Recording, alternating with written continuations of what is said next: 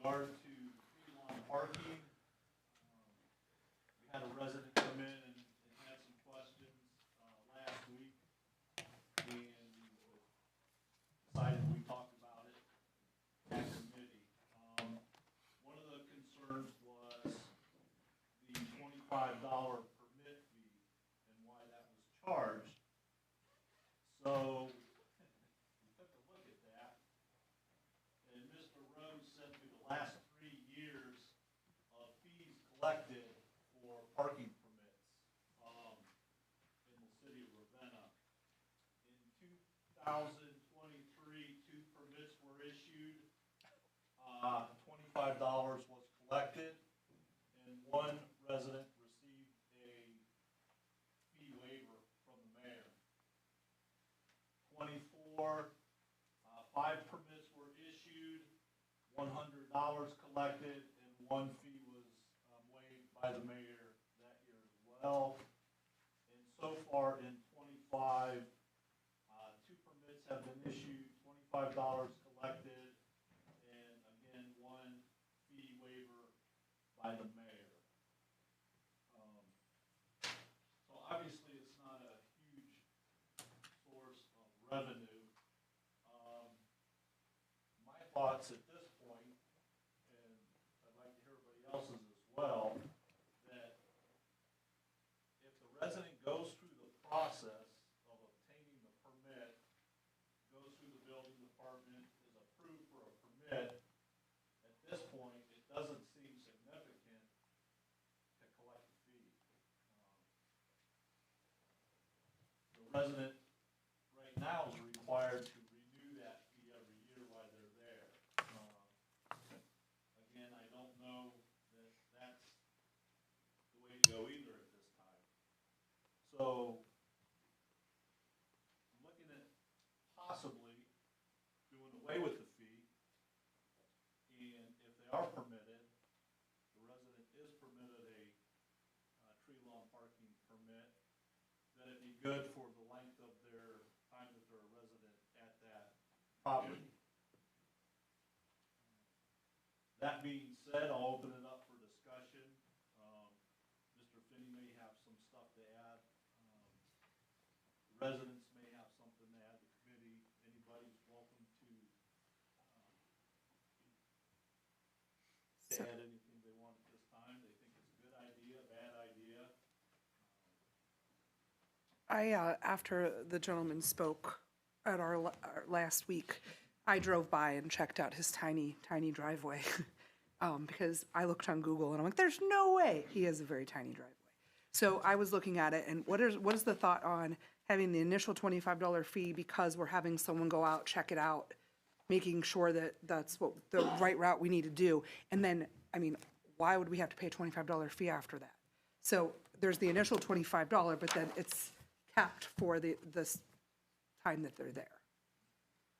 Because normally if they end up being allowed to park on the tree lawn, there's usually some sort of expense that they'll have fixing it, graveling it. Yeah, keeping that. It so that it's not a mud pit.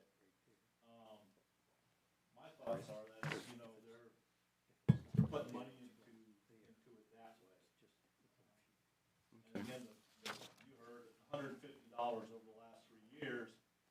And then my other concern with the $25 fee is that the mayor has the ability to waive that fee. Why is that not across the board? It just doesn't seem.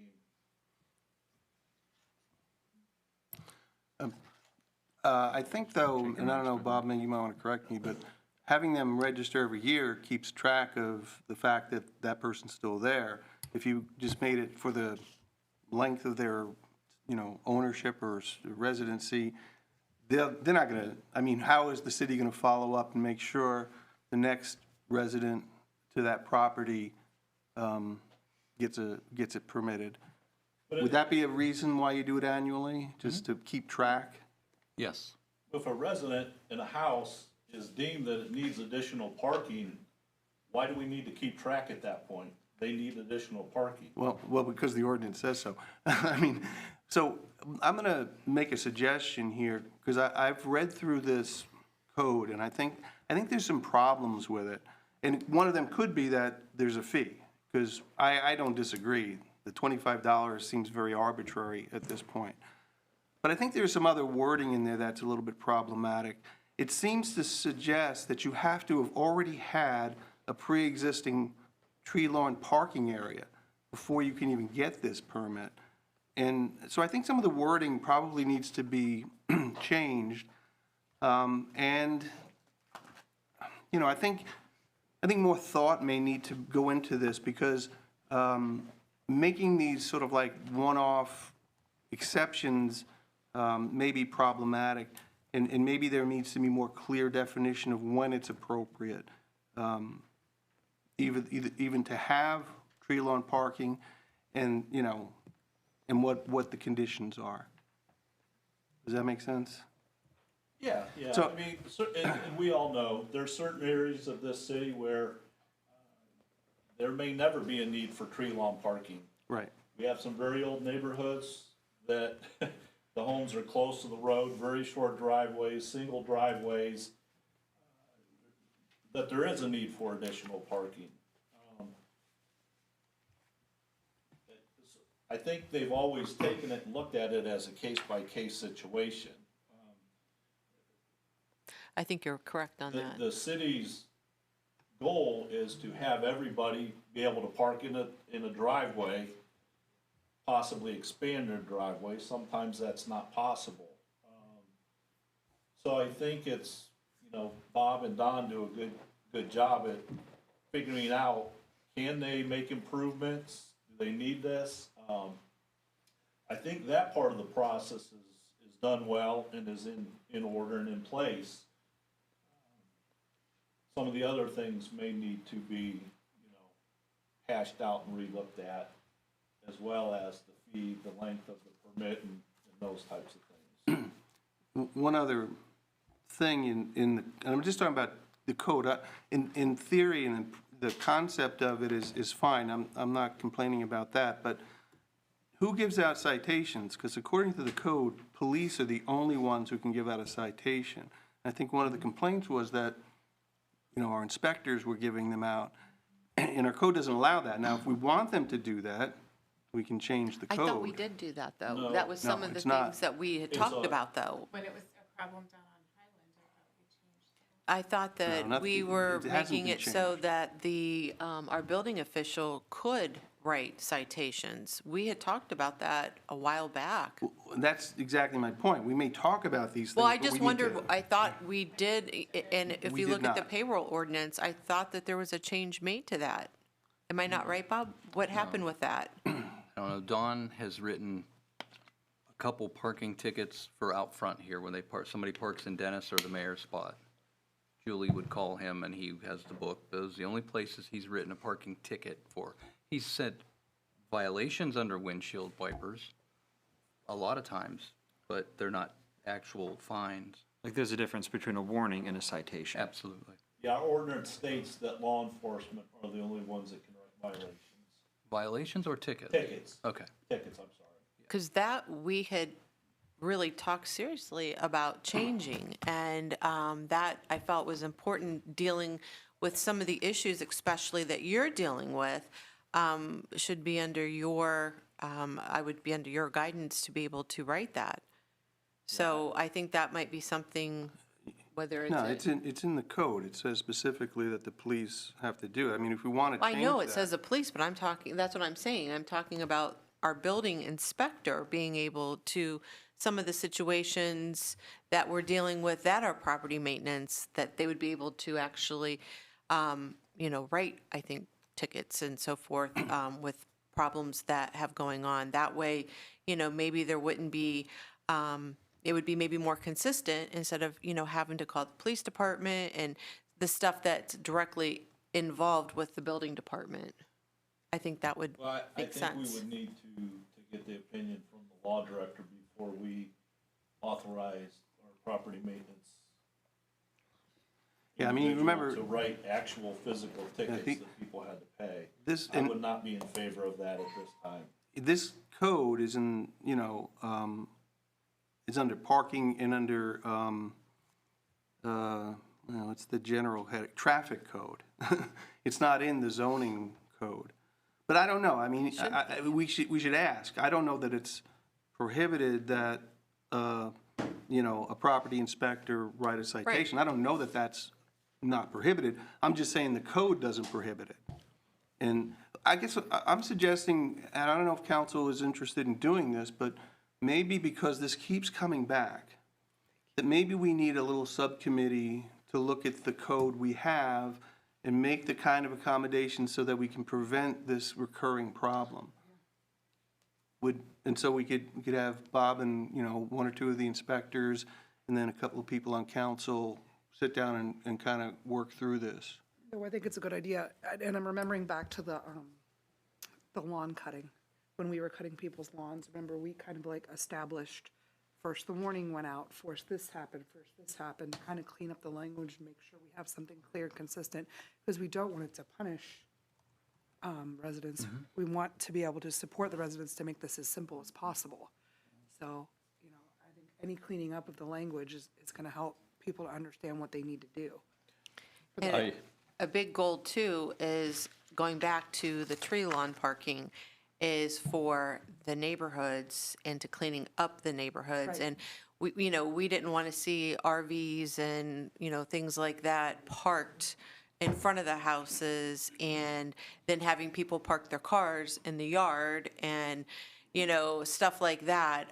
We wanted it to look neat in the neighborhoods as well. So those are some of the things I believe that also came along with that. So we have to be careful too, as far as how we look at if we're going to change anything.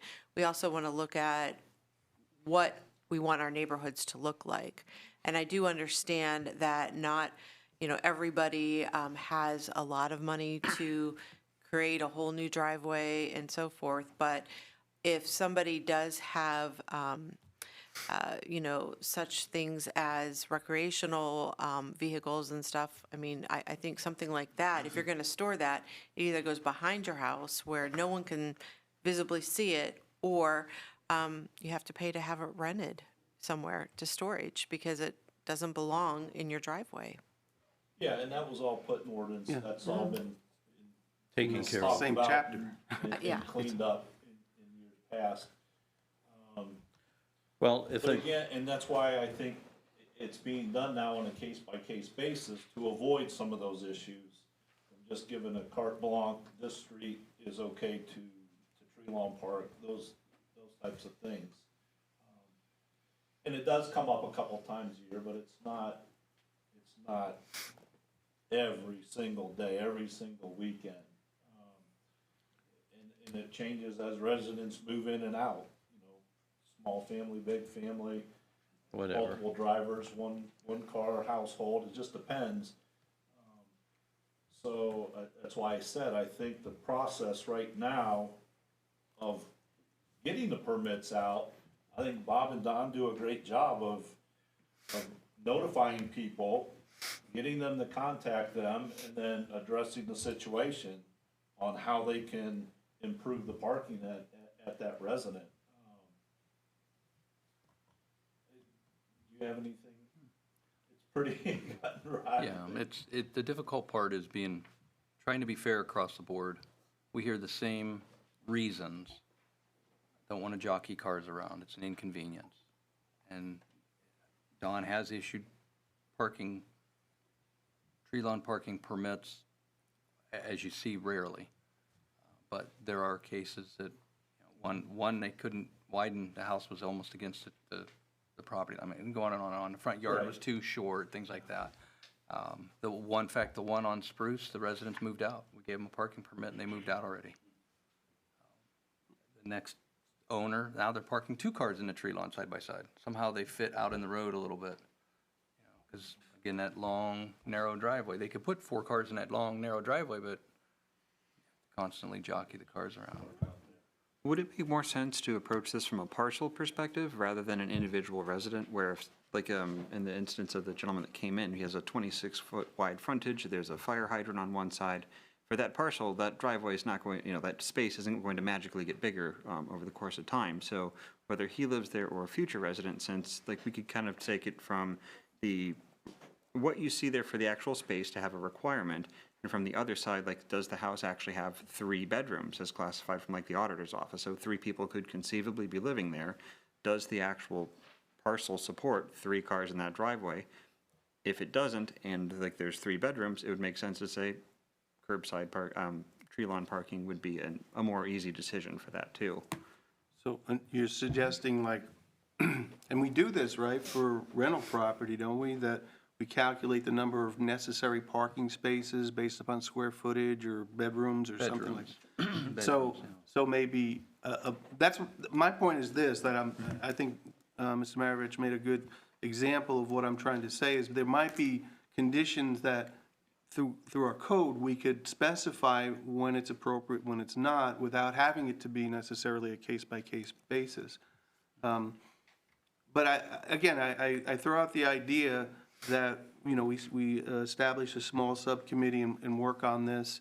In the meantime, I think it's an administrative issue at this point, not a council issue, how to deal with a current resident who's having an issue, whether you want to waive the fee, the mayor's already got the capability to do that, how you want to work with the resident to establish that tree lawn parking or deny it or whatever, but I don't think it's up to council to make that, like, you know, judicial decision. But I would make the suggestion, only if Matt and your committee wants to move it forward, that we establish a subcommittee and look into this in more detail. Yeah, absolutely. I'd be in support of creating a subcommittee to address this. I'll make a comment. I don't mind being involved in that. So you're volunteering to be on the subcommittee? Yes, I am. Okay. Any other volunteers? Matt, do you want to? Yeah, absolutely. Okay. Yeah. And then we have your team, Bob? Dawn and I, Just Don? yeah. Okay. All right, well, I will That's- reach out to Mr. Finney, set up a time for our first meeting, and we'll take a look at everything and report back, hopefully soon. So, Mr. White, is there anything else that you wanted to add this evening? Not specifically. Excuse me, would you step up to the microphone and just mention your name and address?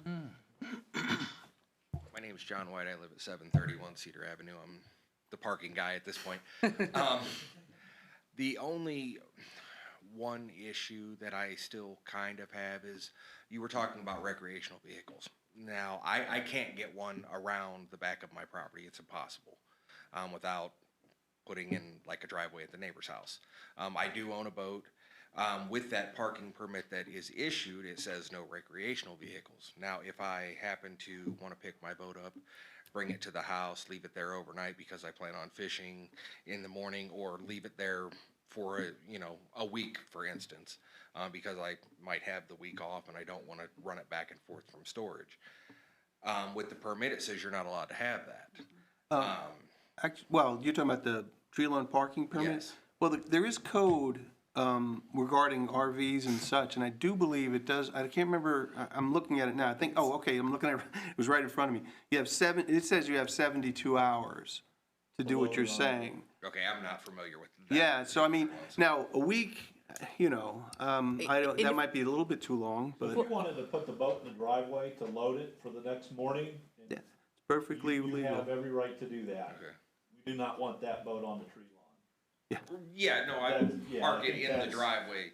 Right, but you can't put that in the driveway, to your driveway, and you have 72 hours to keep it there, to stock it.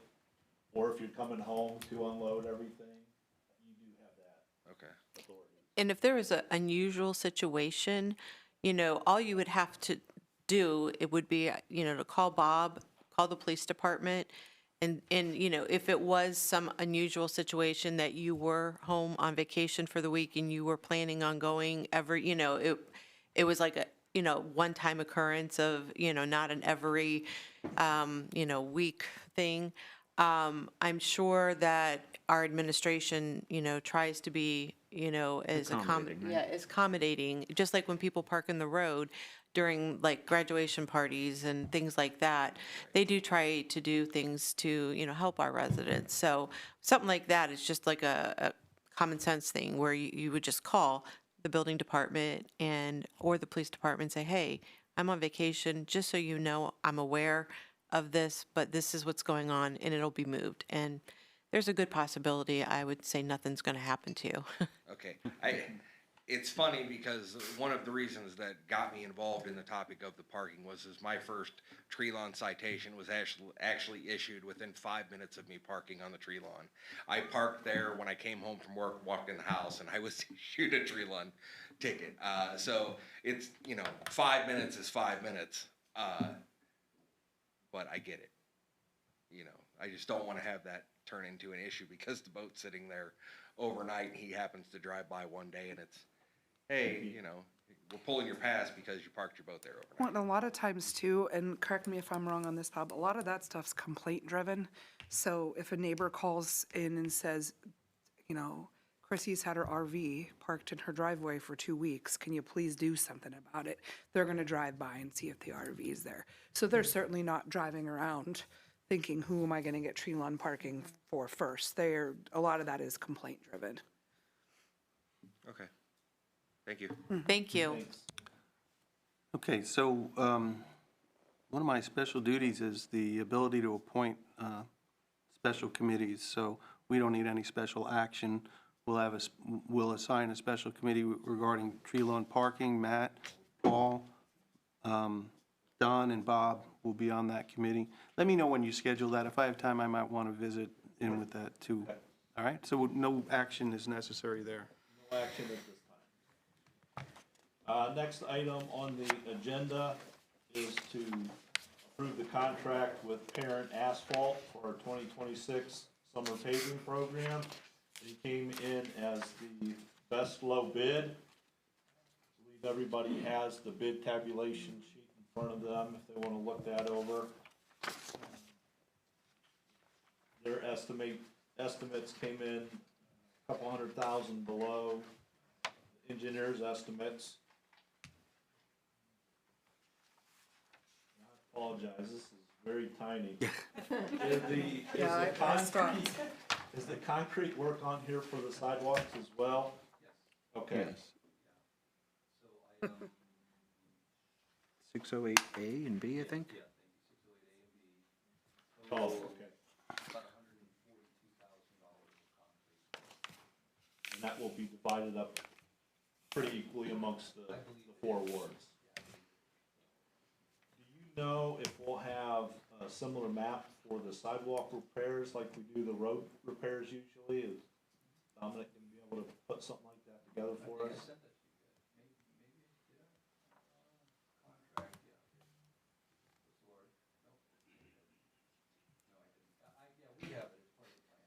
Okay. Okay.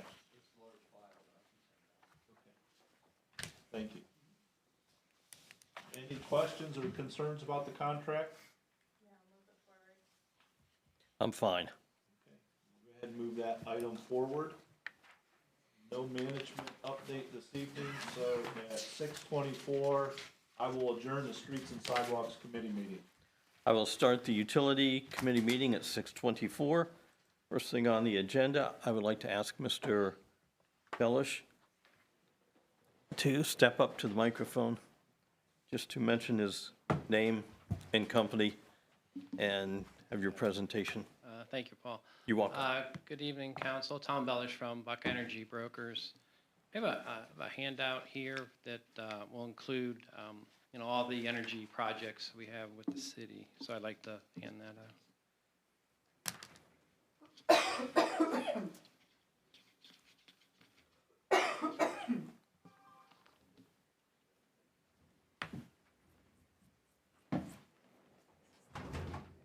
Yes. Take plenty. Yeah, well, Okay, that's thanks.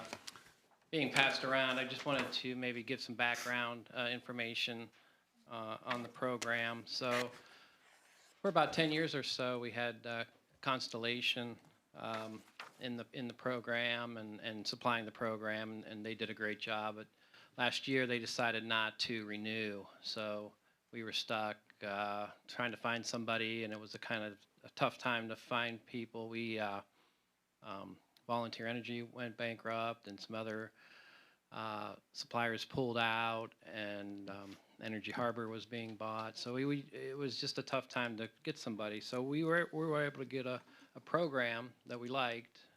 We thought it was a really good price, and we did it for 2 years, anticipating what happened, which is the natural gas market going up. So, despite our best efforts, we had this supplier just have issues supplying the contract. So they need to shed load. There's a financial issue with them. They're in discussions with Enbridge on how to, terminate or cut back their service through Enbridge. It's just my recommendation to move on. We have a couple other new suppliers, as well as some old ones willing to bid, and we'd like to move on with another offer. So there's a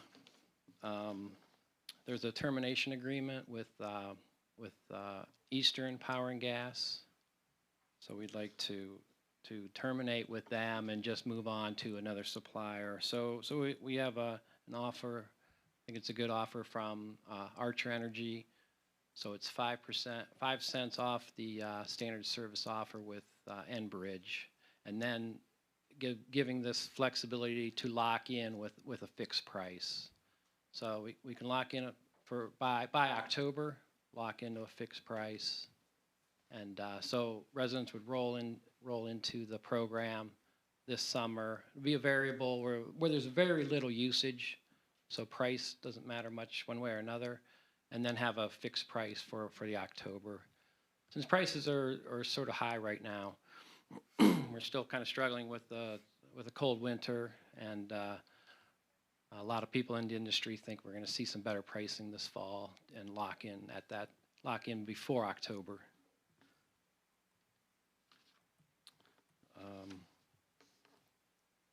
So what the handout shows is the Eastern Power and Gas rate. So we had $3.95, and that was supposed to go into 2026. And then down here we also have the electric aggregation program. So that's at 6.05. Now with that, there's been a very large transmission capacity rate increase being passed through in June. So the price of electricity will see a sharp increase in June. So that'll be 8.73 cents per kilowatt hour.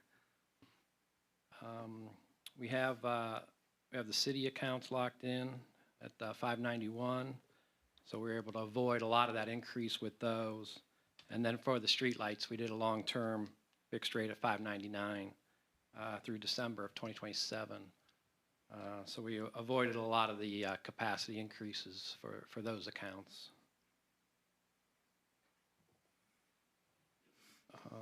As far as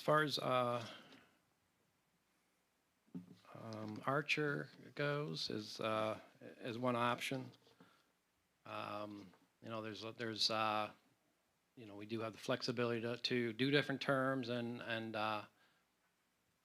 fixed prices. So there's a lot of flexibility there. It's not necessarily one selected term.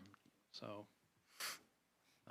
we'd like to just discuss this and see what the city would like to do. You said Archer, what was the cost? So it's 5 cents off of the Enbridge standard service offer. So while it's on that program, residents are guaranteed to save, and then we can do a fixed price when the market is in a better position. Gotcha. So, I would target $4.30, $4.50. In the past, I used to target, $4 or something. But there's been a pipeline increase about 30 cents. So it's a little more expensive now with Enbridge than Dominion was. So I'm kind of raising my targets as what I consider an attractive price. So right now it's more like 5, I'd say, maybe 5.25. So if we did a fixed price right now, it'd be kind of high. I think this fall we'll see some better numbers. So I did a little research on, well, let me just start by saying,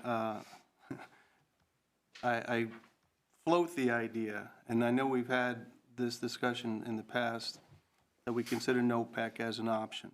And I know you're not going to be happy about me saying that, I appreciate that, but, and it's up to council if that's something you want to do.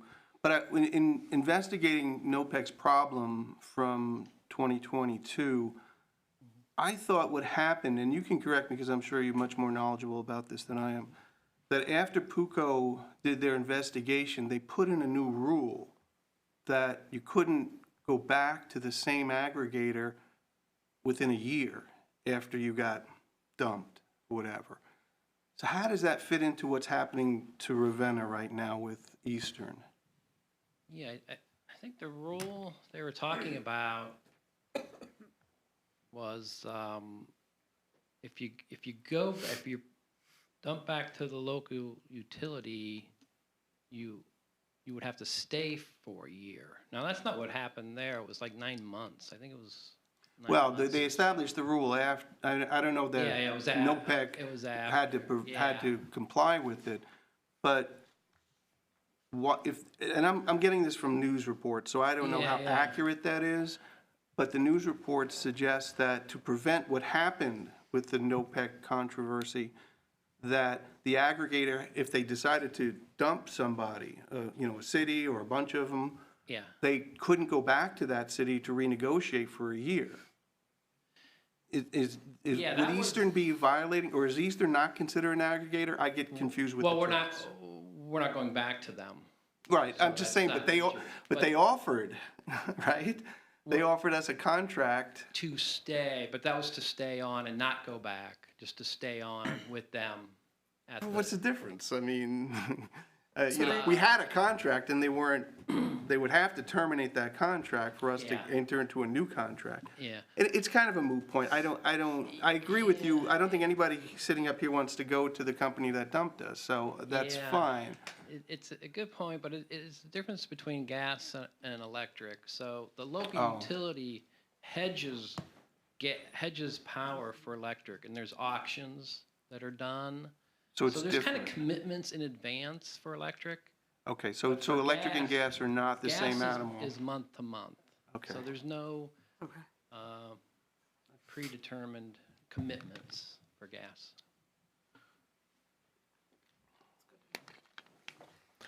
What month would you suggest making a decision Yeah. for the gas? By like July. So you could go into this kind of a thing, the variable, right away. Could send letters out. There's a 21-day opt-out period, and there's a long lead time. And then have the fixed price for October. So that would be one way to do it. And then that would be more seamless. Residents would know what the plan is. So something this summer with a fixed price in October for November billing. Yes, thank you.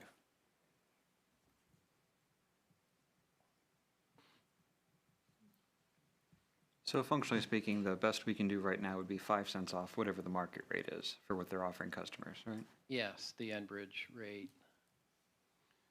Now, the Enbridge rate is actually higher than the market rate, correct? Like 15 cents or so? 50. 50 cents, Yeah, it used to be 20, okay. and it's now 50. So that's that 30-cent differential that we just need to be prepared that that's the cost now. It's an extra 30 cents.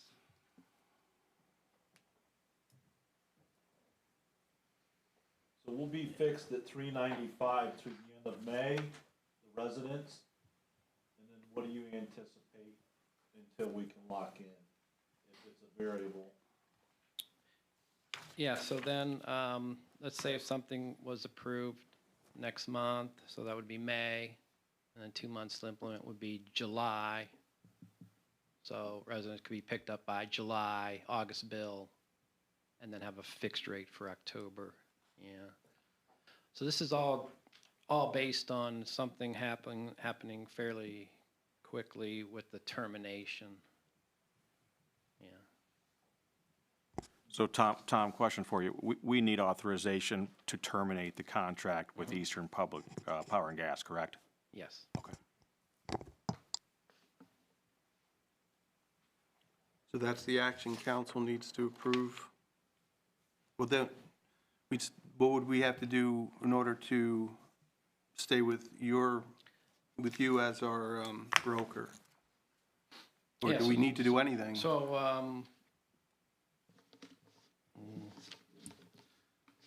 I wasn't ready for you to ask a question about me. Let's see what we have. But the number one thing that we need to get through tonight is to terminate, correct? So, Yes. okay. Well, I don't, Mr. Semino said we had like a 60-day period. So, and I think that would end at the end of May, maybe? I'm not exactly sure when the clock started ticking. So it would be a good idea to try to wrap this up in May if possible, even if we have to have a special at some point. What would you like, Tim? Personally, I'm not really happy with them breaking our contract. We had a great rate, and we had it through October 26th, so I'm not happy about that. So sooner than better, ending the contract. I do agree. Opinion, I say we terminate the contract sooner than better Absolutely. with them, and let's get on the road and try to figure out a good rate for our residents. I agree. Thank you. So we shouldn't wait the 60 days. Can we move forward tonight and, No, you can't, there's no council action on a committee. no, not making a council action, but something to come out of committee to Oh, yeah, move it absolutely. forward? Absolutely. I mean, minimally, the It would termination have to come out of part. Paul's committee, but, I'm then- sorry, I'm not in that committee, but I'm speaking I'm up. in favor of moving it forward to terminate the contract. I am in that committee. I'll second that. Let's get something better and move on. Yeah, Absolutely. that's a very good decision because of what's happened. And I only throw this out there for options. If anyone is interested in having NOPEC come and talk to, we did this before, but if that's not the will of the committee or council, then that's fine. But I mean, that would just be an invitation, it wouldn't be any action or anything specific. The reason I'm not excited about that is because, to my understanding, there is not a lot of time left to make a decision. That's a good point, I don't deny that. I'm just throwing it out there, I don't know. If not, then I we would can go just move forward on. and do what you're doing. I think we first need to just handle this Okay. and make it better, best situation we can for the residents. Terminate the agreement and try to get locked in at a decent rate before the cold winter hits again. We can discuss NOPEC as a future alternative, down the road, but I don't think that that's our emergency concern right now. Yeah, if we can at least get that 5 cent off of the functional rate there for 2 months, a variable, and then lock in for October, I mean, hopefully by August billing.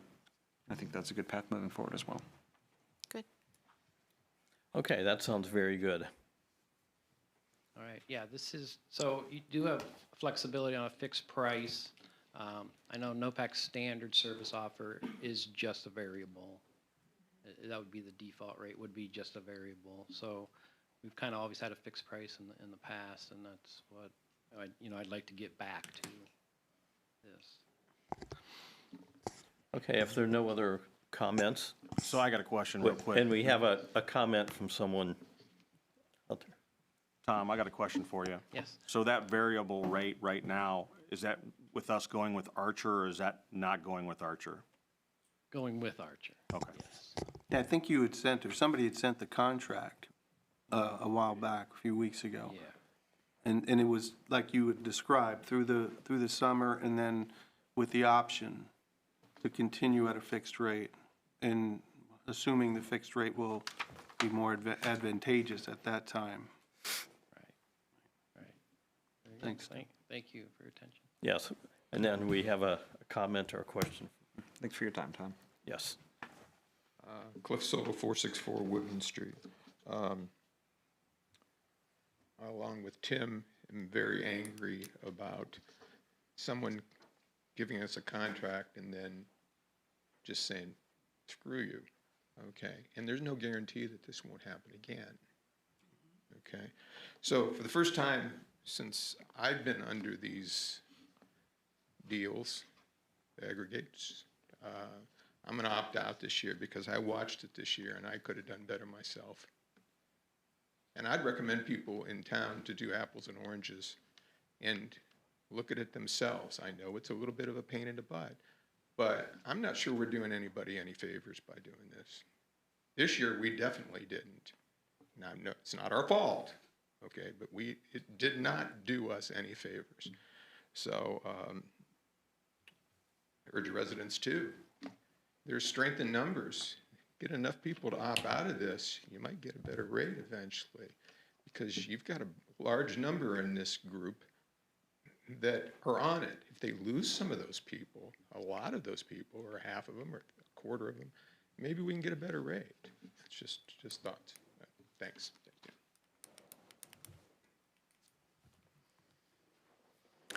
Okay, the next thing on the agenda will be the Lover's Lane lift Don't forget to add the oh, do you want me to do that now? no, just, Oh, yes. The Lover's Lane lift station generator, and this deals with the wastewater treatment plant. The generator itself, plus being hooked up by Thompson Electric, going to use a round number of 59,000. So there's money available, but that's something that will not be done, when I say not be done soon, not be done in the next few months or so. The generator has to be ordered specifically for a proper size for this lift station because of where it is. Like I said, it's on Lover's Lane, which if you're not familiar with it, if you go out 88, Lover's Lane will go off to the right. So it's a short distance out that way on the left, just to give you an idea. Then the other part that's involved in that is that will be operated by natural gas. So there's a natural gas line going there on Lover's Lane. So there's a $13,007 price tag on that, and hopefully, I'm saying this optimistically, hopefully when it gets close, that price might come down with some possible talk with the gas company. And the reason why these things are extremely important as a precaution for down the future, when we would have any enormous rainfall in a short period of time. Last year, there were, if not mistaken, 2. And that way, with his generator and hooked up to natural gas, that will alleviate any backups. And that way, this will just kick in almost instantaneously and keep things flowing the way that they will need to be. So this is just extremely important to get started. If there are any comments pertaining to this? I know this is another thing of helping the wastewater treatment plant be more efficient.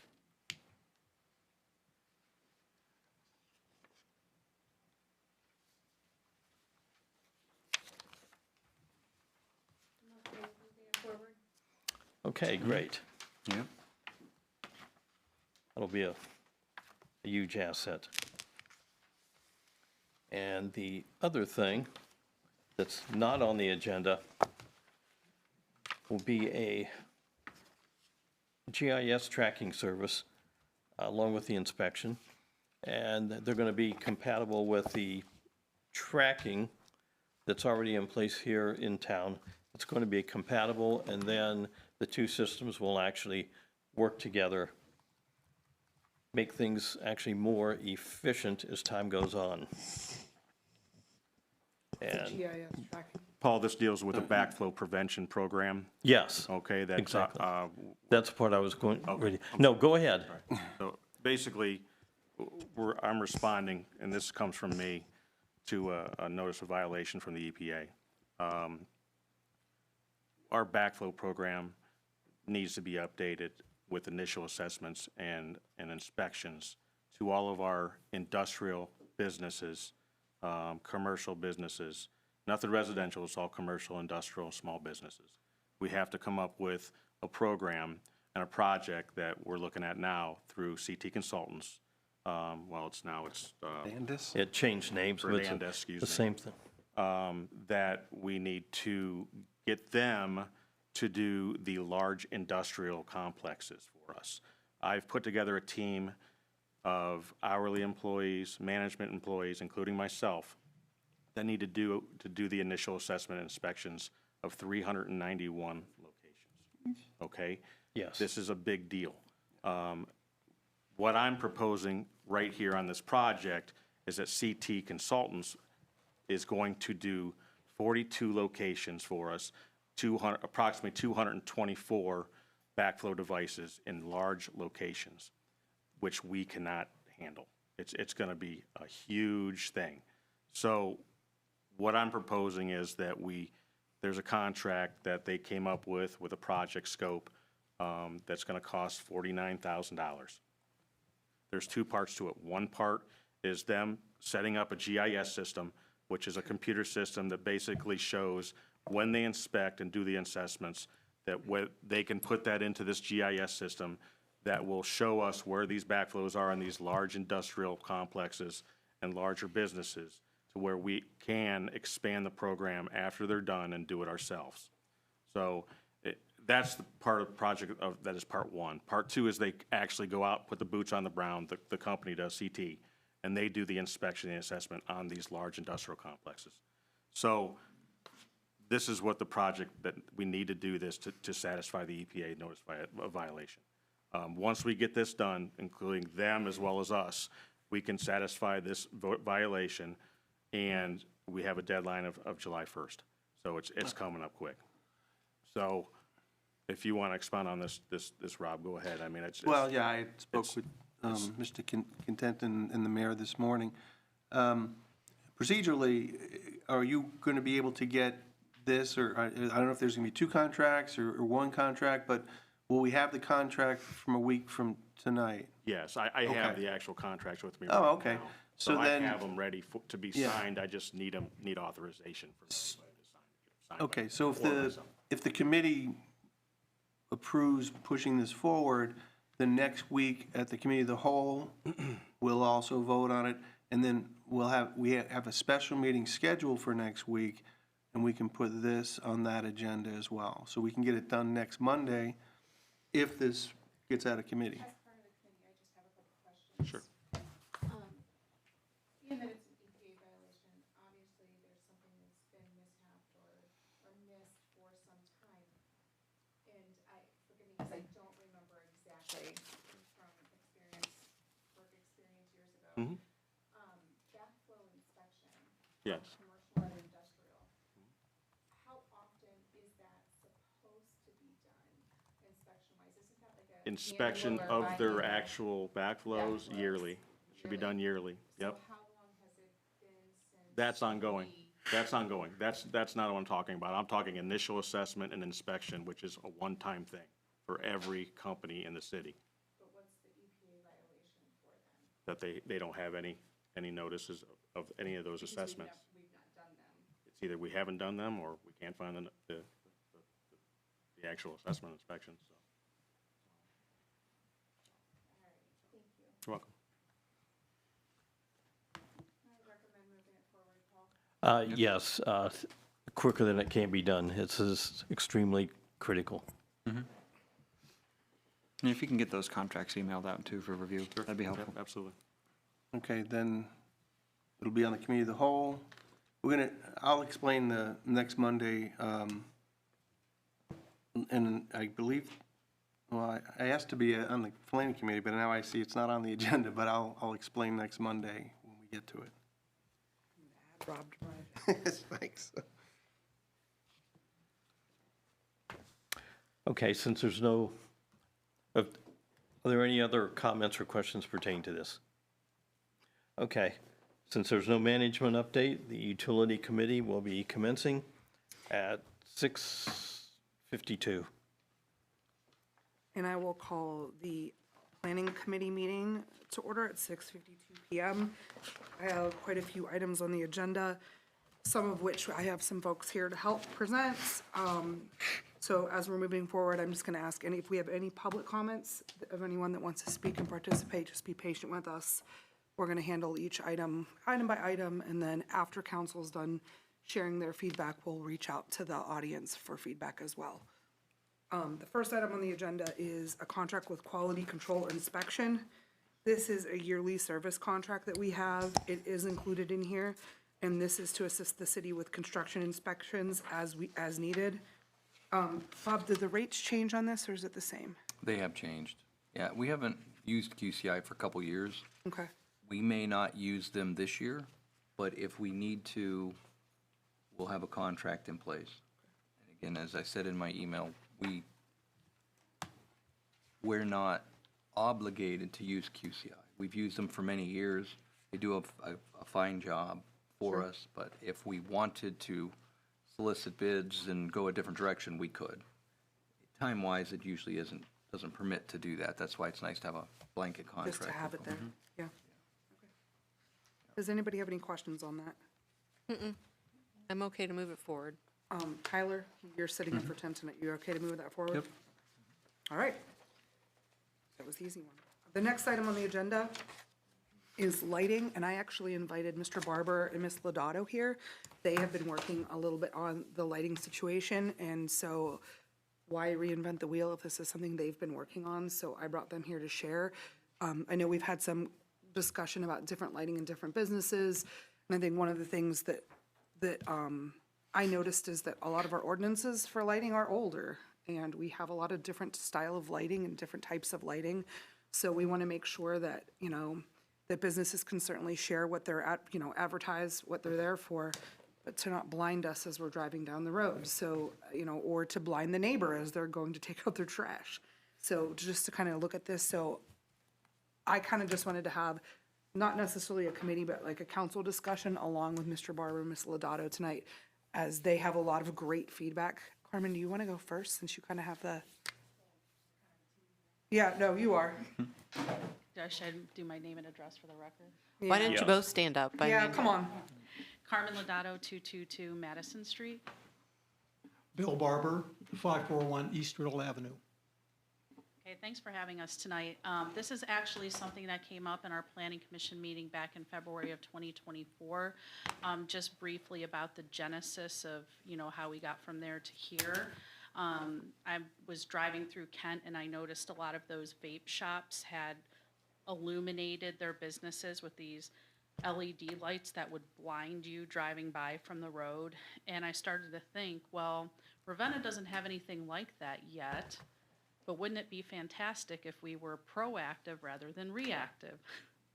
So I started looking into it. I brought it to planning. Bill immediately, he's very into science, was on board with this.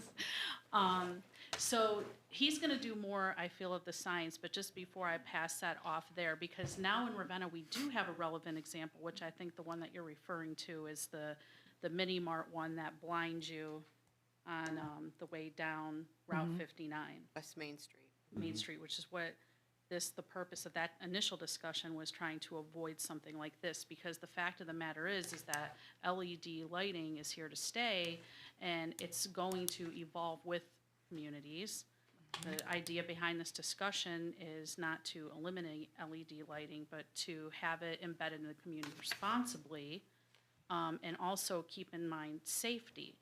So one of the things about LED lighting, one of the reasons it's considered a distraction as opposed to something that's powered by a regular watt, is that something like a wattage is done at the lower end of the electromagnetic spectrum. So you're talking about more closer to the red end. And our eyes are very easily able to acclimate to that type of output. The problem and issue that you run into with LED lighting, while cost efficient, is that it's at the other end of that spectrum, and so most of what they do is emit the blue waves, which our eyes simply were not designed to absorb that wavelength of light, and so you get that glare in your eye. It's and as a migraine sufferer, you notice it very immediately, very apparently. So when we go to craft something ordinance-wise, there's a lot to it because it's easier to do things when we talk about wattage because you measure that very one-dimensionally. But I think one thing that's more helpful for Bill to delve into more with you is that when we talk about LED lighting, it's not so easily measured. There's actually several different ways that you have to measure it, and that's going to be important when we go to talk about an enforcement piece of it. So, with that being said. Thanks. I'm not going to do a lot of science because I'd be here all night talking about science.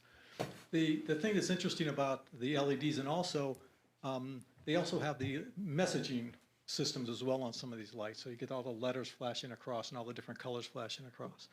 But one way that you take a look at that is you can measure it right at the face of that sign with, those lumens, what's right there. And that's one way to do it.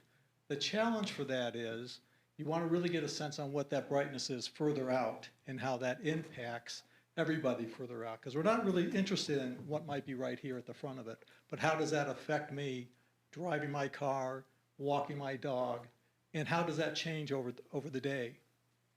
If I measure it right here against here, the lumens right here, that's going to stay pretty consistent. But if I'm worried about the brightness away from that light, the illumination of it, that changes during the day. So that signs in competition with the sun during a lot of the day so that you can see that. At night, there's no competition. And if I have that same brightness, that travels much further out. So that really can affect people coming across. The other part of that then is that you have what's called light trespassing. So as that light gets across into people's yards and people's homes and all of that, then you also have another issue with that. So what we're looking at, we would like to look a lot deeper, is the idea of how we want to do that measurement. And then take a look at what other cities have for those requirements in that. There are some that are just getting started with it now. There are some, and I think I shared them with the guys in February for some of the cities further out. But they're all different for all the different cities. So it's not something that's just set up. So a lot of people are going through it now, but it gives us the opportunity to get it right the first time. I like the word light trespassing. I think our police department might have something new to go after, light trespassing. I really like that. So Jake, you might want to, we might have something in our Public Health and Safety Committee for a light trespassing ordinance. I like that. Yeah, we can put Bob with the citations. That's a whole new, something I never thought I would ever, my wildest dreams do, but that's a really, I like that, thank you. Well, I know when we at the Planning Commission approved the convenience store on Chestnut and Highland, we were concerned about how the lights were going to affect the neighbors around there. So it's something that we had in our mind before, but now there's actually some issues with it. Well, the neighbors on West Main Street, were really upset, with what light trespassing they had in, their backyards, their side of their house, the front of their yards because of the brightness of the convenience store there. So, and that's the perfect word, that they have been light trespassed. So, yeah, that's perfect. So, yeah, I think it's very appropriate. And one thing about the enforcement that they talk about, I really looked a lot at Wesley because I was the most impressed with theirs, although I know Mr. Karras helped us look into this too, and he sent some examples from Green and Loveland and some other places that are examining this, is that it starts when businesses come to the community and come to a planning commission, they submit a plan with what they're planning to use, what the lumens are, the temperature of the light. Like I said, this is multifaceted, how you measure the light, or the temperature, the luminance, the candle lights. I mean, you can go forever with the science. But the point of it is that it does become a safety hazard, and it's a nuisance in the community. Oh, yeah. If it's not done It really properly. is. So a lot of this would be, I know we're coming to council with it, but a lot of what it looks like is too, you can help this going through planning commission, because when they look at the lighting plan for a business, this is something you can ask them up front, and that helps take care so that you don't have your police and you don't have your building out there doing citations. It's something that was taken care of at the front end. Yeah, I could very much see a possibility for even having some regulation of having just a photovoltaic sensor saying, kind of like an outside light, the ones that turn on at night but not during the day. We use it for most of the street lights in town. Just like when it's actually dusk or evening, it kicks it down to a lower setting so you don't have to replace your retina at a later point. And I drive right past that, by the way, on my way to work in the morning. So back in the wintertime, when they put that up, it would actually light up like this blazing white light, the entire interior of my car. And I couldn't help notice the house across the street, how I could actually see into their living room. It actually completely illuminated the inside of somebody's home across the street. Yeah, these are important things and quality of life issues for our residents that, I know I wouldn't want that next door to me. So how can we be a way to protect them for something like this? So the plan moving forward and asking the committee is to kind of work to come up with some language or update the language to figure out how to measure this, first of all. I mean, when are we measuring, like the planning committee, or planning commission, or if it's complaint-based, do you go out and how do you measure when someone says, my neighbor's lights, the business next door is too bright, how do we go out and measure that? So to kind of really nail that down so that we can be proactive with this before more businesses are coming into town, because we want people to be able to advertise, but we want them to be able to advertise pleasantly. And what's also in, residential areas that, they're Right. allowed to have a business, but if they have homes around them as well, how do you allow the business to advertise, but yet protect the residents from this new type of lighting? Because it's different lighting that years ago you had your mom and pop, stores that, might have sat there that, put on their light and that was it. And now you have, like, you've got, we an do extra have- terrestrial there. Yeah, we do have language for, so going back and reading through the ordinances, we do have language, I stumbled on the adult bookstore language that we have that says that you can't have signs that say XXX, you can't have signs that say this, you can't have the bright neon signs. We don't see a lot of those anymore. We don't see neon signage. We are seeing They're that expensive to run, that's Right. why, So we're seeing those LED, so not that we need to update our adult bookstore language, that's just what I noticed. Just to update for the lighting that we have. Like, we have language for LED, for neon signs that no one uses, so. Yeah. Is the planning commission going to make a recommendation to council? Are you planning on putting together the language, or are you just asking council to do that? Well, So where we got hung up in planning commission, from my perspective, is the discussion over the enforcement piece of it. Always. And Bill and I actually took a field trip to Mars Electric in Streetsboro, and we had a very lengthy discussion with the personnel there. And it is not expensive to have testing equipment. You can find something that will test everything that we just spoke of for less than $100. And what was the top of the line one? 500 if you had, 5, 7, something like that. yeah, if you bought even the most completely outrageous, expensive one. So this is not something we're talking about thousands of dollars of testing equipment. And like I said, some of these things for the existing businesses, those would be things that you would need to have that enforcement. But like I said, for new businesses coming in, it'd be important to have that process start at a planning level when they come to the planning commission and submit that as part of their exterior lighting plan. And just so you know, like, there's exceptions for everything, like, you know, that's why I keep referring back to Westlake, because there are notable exceptions, right? Like the lights at the stadium at the high school, like those types of things would not fall into it. So they do put that all out, they lay that out in these ordinances, and they've been in effect since 2018. So they've had a lot of time to refine that, so it wouldn't be reinventing the wheel. It would be adopting what other cities have, and even creating, some cities created light districts, where in certain districts of the city, you can't have it at all. You can't have this on any business. And some you can have it, but it's from dusk till dawn, or they have it all out there laid out. And like I said, it's very complex.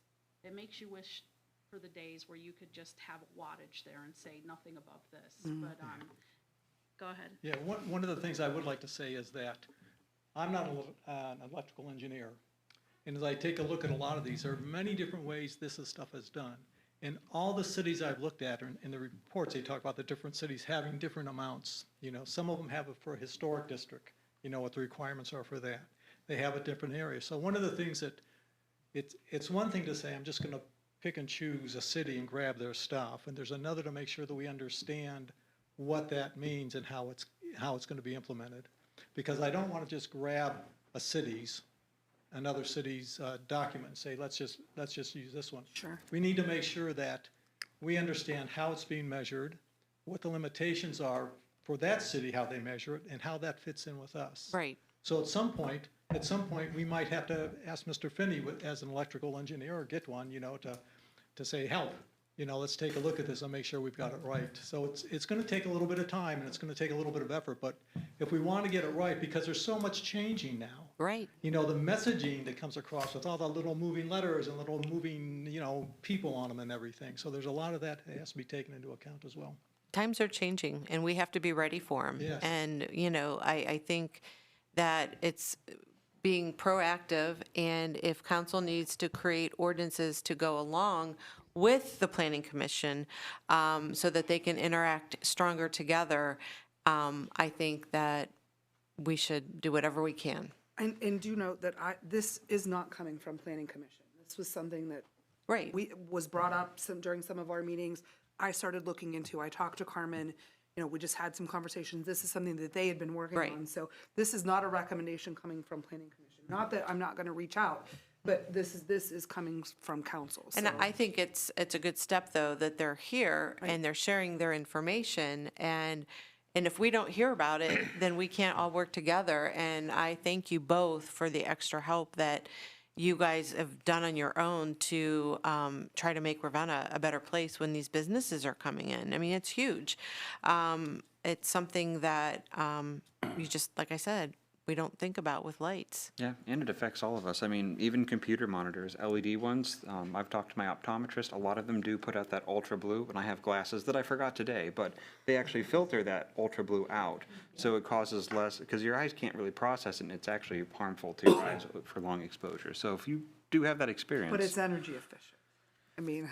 It is. Right. And we've always talked about different things with Planning Commission that has come before Planning Commission and how we can do this. And we have a great team on Planning Commission that wants to, you know, be stronger with council. So this is another example, I think, of them bringing this to us. And whatever we can do to work with them, with your committee and planning, I think we need to be very proactive. It's a good partnership opportunity for sure. So does anybody else have any feedback on that or have any questions? Anybody from the audience? I would like to just not move forward, but just move forward with developing some language and kind of reviewing ordinance. I think this is gonna take a bit of time, right? This is not something that we're gonna be able to change in a month. Talking with Bob and talking with Carmen and Bill, and the committee, just to kind of, to see where we need to go with this. All right, keep it in committee, but it's homework. Right. Thank you guys so much. I appreciate it. You guys have, it makes my head spin that you guys have learned so much about all of this. Well, we didn't have a relevant example when we first examined this over a year ago. Now there has been an issue of nuisance lighting that features LED lighting. So I feel like now it's it's more relevant. And I do want to say on that, we're not targeting any specific business on this. Really, we just moving forward just to be proactive so that, because if everybody did it, no one would be able to drive down Main Street. So, to really take a look at this now and change things. I mean, there's no ordinances about, I think I told Bill this, there's no ordinance about where I tie my horse up when I park anymore. And there probably was. Those are gone. Things have changed. We don't ride horses anymore. We drive cars. So as things change, we really need to work to update that language. Yep. So, all right. So before we move on, Rob, can I squeeze you in right here? Oh, before we yeah, do? if you want. Is this about our meeting next week? Yeah, so I just wanted to explain, next week we have an interesting lineup for our meetings. We will start at 5:30 with a special meeting. Now, I initially announced that this was like a work session for council, wouldn't necessarily require a quorum because we weren't going to take any action, but since I made that announcement, we have some things that we need to take action on. So we will have a few things on that agenda. We'll use so bear with me on the timing here. We'll use that half hour, as I had originally planned, to discuss some idea-generating discussions and so forth. I'm also going to put on there, just for information, a reminder about our Open Meetings Act and behavior of people during a public meeting. But I'm not going to dwell on that. Now, if we can squeeze it in, well, no, I'm sorry, that's the extent of the discussions. We will adjourn that special meeting at 6 o'clock, and the mayor will deliver his State of the City address at 6. Wait, let me take it, see, I'm already confused. I'm sorry, at 6 o'clock, we will convene the committee of the whole meeting, because by code, we have to begin that meeting at 6. But we will immediately adjourn that meeting. So we're going to have two simultaneous adjournments. The special meeting, we'll start the committee of the whole at 6 and adjourn and give the mayor time to give his address to the city at 6 o'clock. So if you want to see that, and I encourage everyone to attend either here or virtually, 6 o'clock the mayor will be delivering his address. When he's done, we will reconvene the committee of the whole meeting and finish that business, which will include probably two items, one coming up and one we already discussed for action, to pass it on to the special committee or special meeting. So when we adjourn the committee of the whole meeting, we will reconvene our special meeting to take care of whatever items need action. Does that make a lot of sense? I know it's going to. Just imagine you're cooking and you have to take 2 pans off the stove. You got to heat one, then you go back to the other. It's not too crazy. So the item with Verdandez CT Consultants, that desire to push that forward requires action on Monday. And then we're going to be talking about another item that will likely need action because of a deadline in the CED meeting tonight. So because we need action on those, and because I want to have time, and because they have to pass through the committee of the whole to take action at that special meeting, that's why we're splitting these things up. We can make a flow chart later for those that need We'll just one. have a, And because we have to convene the committee of the whole meeting at 6 o'clock according to our code, that's why we had to do that as well. all right. All right, we'll keep a scorecard going for next Monday. questions? But I do encourage everyone to come in. All of those meetings will be live streamed. We're good. All right. Moving on. The next item on my agenda is the Planning Commission's recommendation to rezone the library parcels to C1. The map is included in our packet. The request was made from the library and heard at the Planning Commission on March 24th. Bob, do you have anything to add on this? No, I believe it's pretty self-explanatory.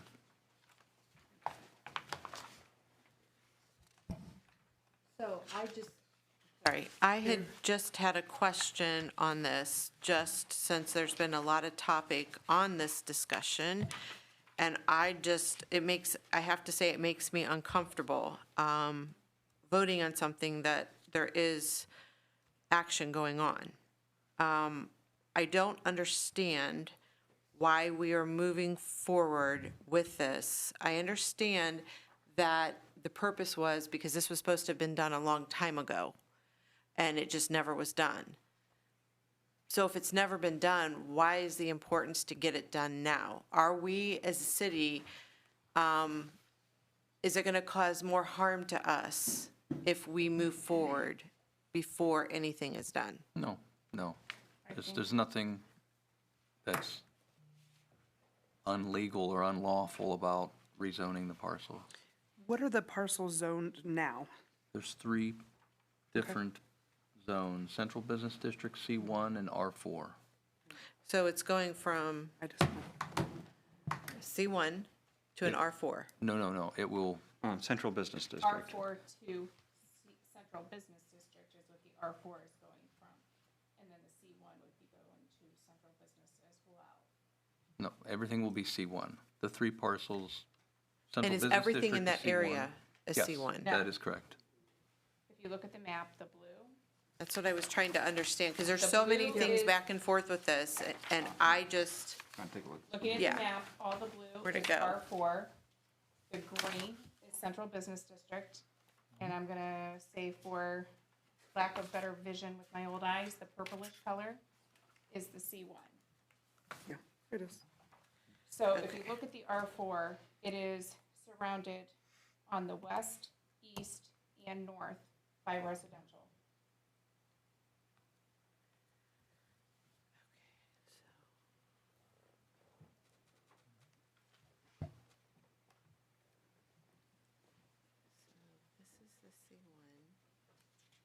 and then, so the green area, where it's purple and green, the green area would be turning to purple? Correct, That- yes. Green.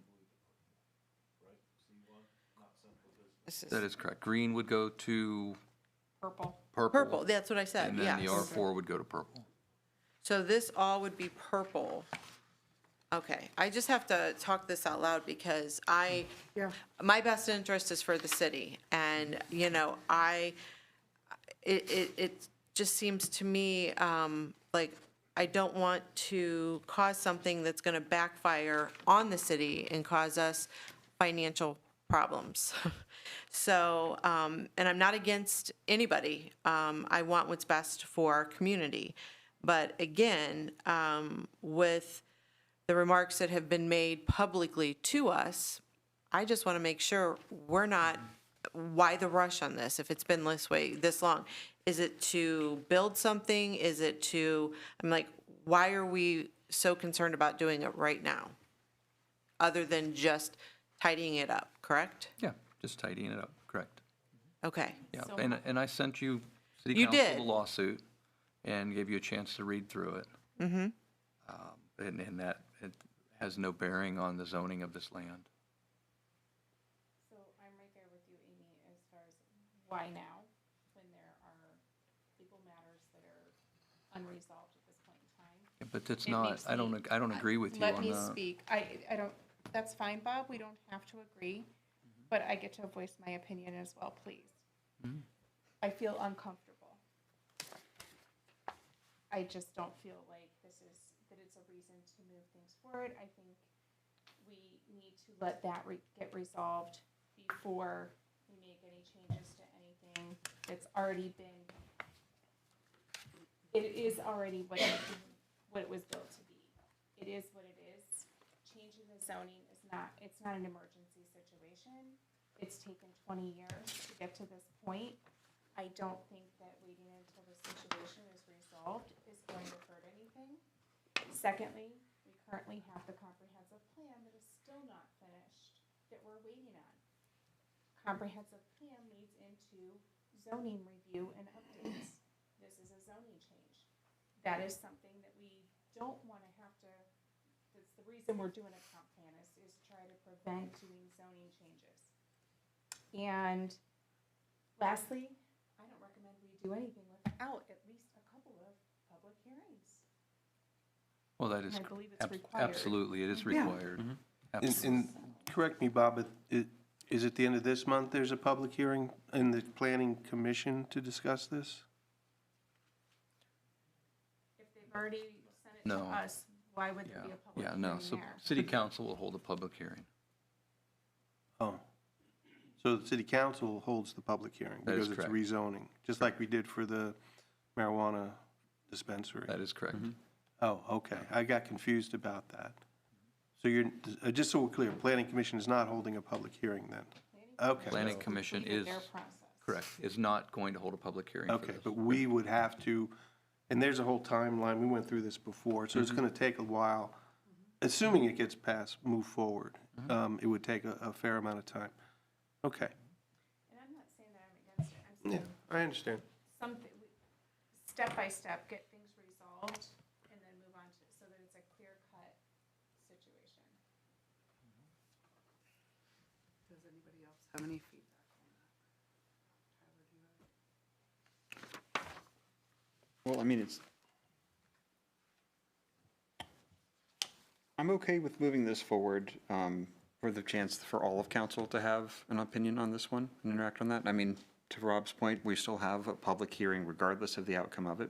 Things go, in favor of it or against. And this is just part of our actual duties here. Like there's been stuff filed for this, and we just need to keep processing business. And it's the public's business. And why sit on something longer than we have to? I'm okay with moving it forward as well, just to move the process forward. Okay, yep. There's plenty of opportunity for public comment and review. Any additional comments? That's all I have. Adjourn my meeting at 7:22 PM. It's all you. And I'll bring Community and Economic Development Committee to order at 7:22 PM. The only item on the agenda is the Tax Incentive Review Council minutes, or the TURC minutes. The meetings were held March 25th. We are still awaiting the final minutes to review from the Portage County Development Board. We did have Brian and Dennis representing the city in attendance. This is where they review the progress on the enterprise zones and the CRAs, make sure that the businesses that have these tax incentives are in compliance with what they're required to do as far as number of employees, what type of improvements have been done, the amount of the credit, da-da-da-da-da. Anyway, it's housekeeping, and unfortunately, once again, as all of you know, many of the programs that come through my committee that involve the state, there are deadlines, and deadlines, we don't always receive things in a normal pattern. The state is requiring us to approve these minutes that are still getting finished, but they have to get approved, and the ordinance approving them goes to the state ASAP. So we're under the gun to approve the minutes that we don't have yet. So what I would like to do, because it is housekeeping and they're pretty basic, they're pretty much the same information. One, Brian was there, and I just want to make sure, Brian, the CRA, like the movie theater, was included in this year's meeting? Yes, there's the three CRAs, the movie theater, River Walk 9, and the 228 Sycamore, perfect. Yeah, redone one of those, yeah. Awesome. I know we had issues in the past where I questioned because they weren't there. So with everything included, was there anything concerning with any of it? No, Dennis got the CRAs filed, the report to the state. I think, everything got approved? Everything was approved. There was nothing, we And discussed. that's typically the biggest concern with the TURC minutes. So even though we don't have the minutes to actually read at the moment, I would like to continue to move this forward if everybody's okay with it, being that we would have them to review prior to final approval, so that way, hopefully next week, if we have them for the special in the committee of the whole, and then when we reconvene, be able to approve it and get it to the state on time. You think we'll have the minutes by Yeah. Monday? She said late this week, early next week, so I'm at her mercy. I will Can check. you just send a I will message saying check, that we yes. have this on our I agenda for told her I Monday would night? check in again late this week, and I'll let you guys all know if we have it, before Chelsea does the agenda. Yeah, I'm fine with it. I understand how that works. And with that, I will adjourn at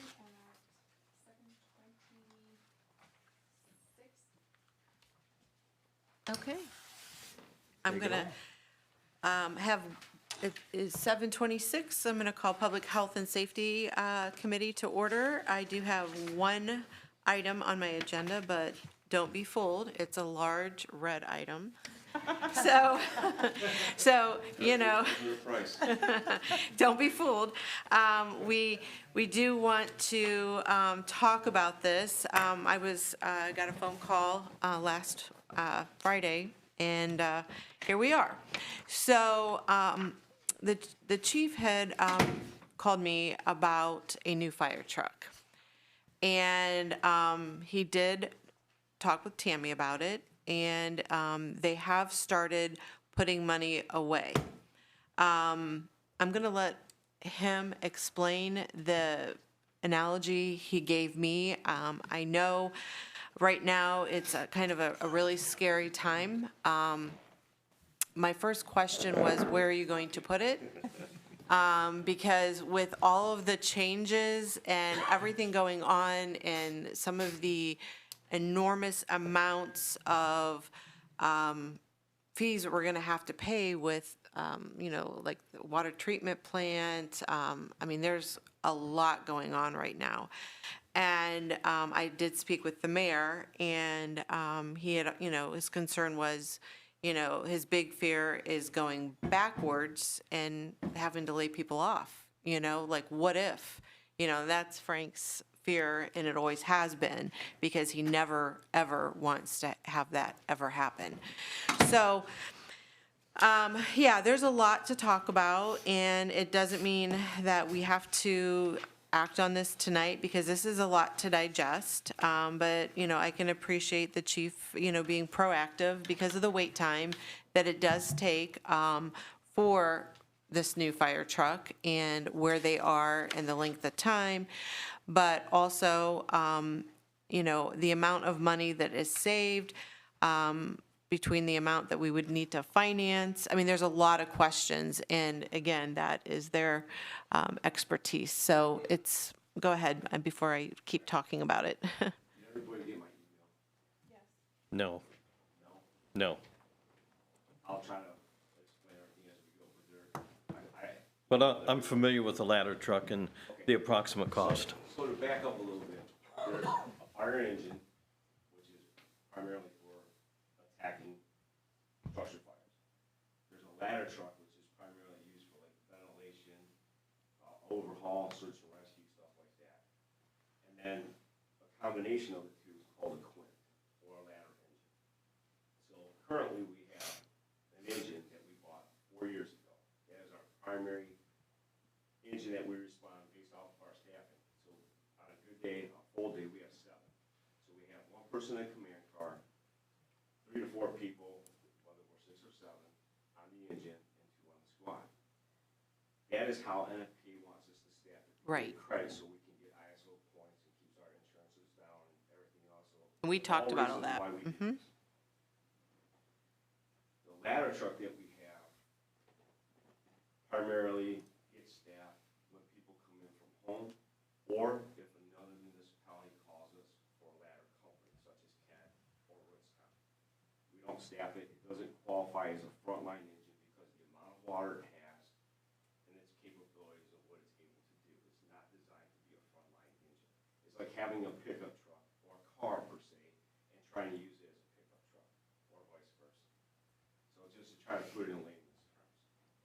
So moving on, I don't know, maybe a couple years ago, roughly-ish, I was asked about a 5-year capital improvement plan for what we need, big ticket items moving down the road.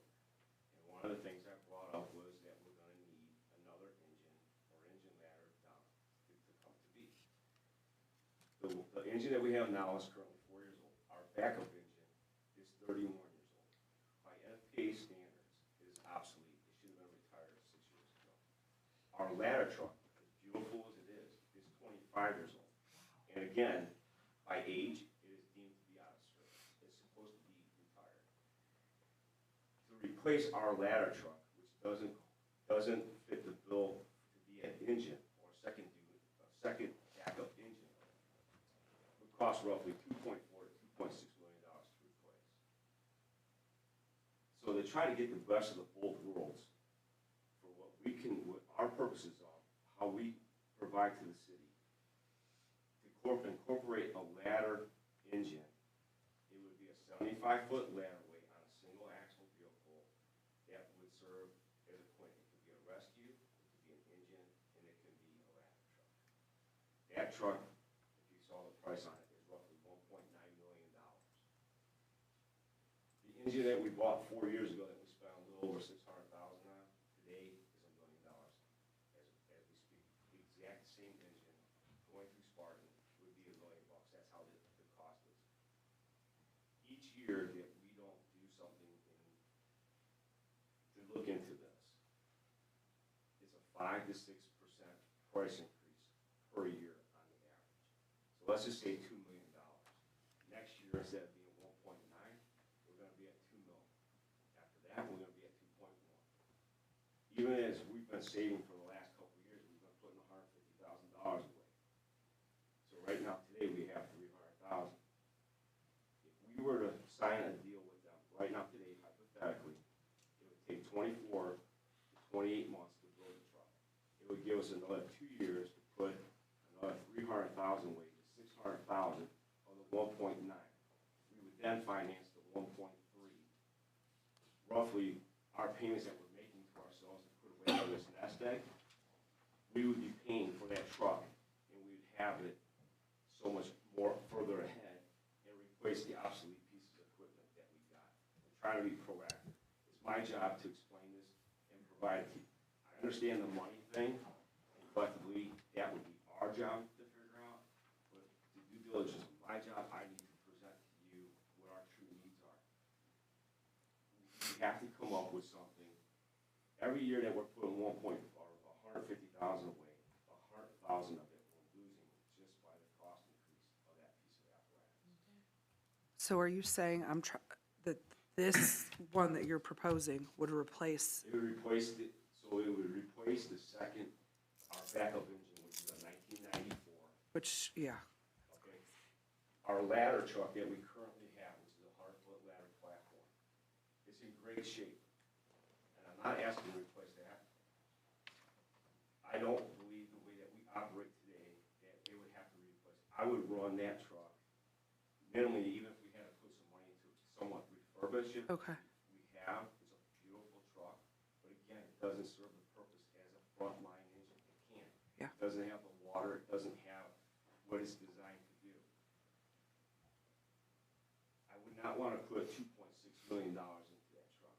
I would think to accommodate what we best serve our community is that Quint. Yes, it's a little bit more than a simple engine, but it's not quite as expensive as a ladder as well. That Quint would ultimately replace both aspects of the engine and the ladder until the ladder was no longer in service. The ladder right now, if we were to trade it in, Suffolk told us they'd probably between 150 and 200,000. To replace that 2.6, you might as well keep it. Right. Yeah. Yeah, that doesn't make It's a beautiful sense. truck, it just doesn't have its purpose.